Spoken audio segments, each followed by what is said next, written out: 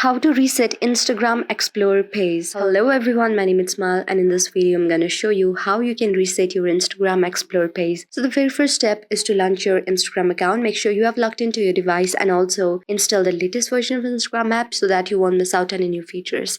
Now when you see your Explorer page, you're not satisfied with it and wanna change it, then how you can do that is on your profile, which is on the down right side, on the top right side you'll see three vertical lines on the very option of your activity. Now what you need to do is delete everything right here. If you have liked any post, then just go to it and unlike all the posts. If you have commented anywhere, then do delete all the comments. If anyone has tagged you, then do delete that as well.